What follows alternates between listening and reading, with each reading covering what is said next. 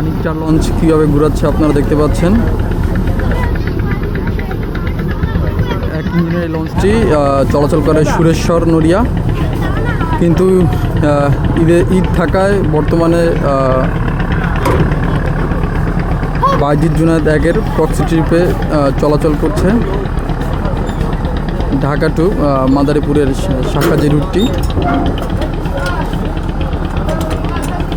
লঞ্চটি সাহেবরামপুর ঘাট ত্যাগ করে পরবর্তী ঘাটের উদ্দেশ্যে রওনা হয়েছে।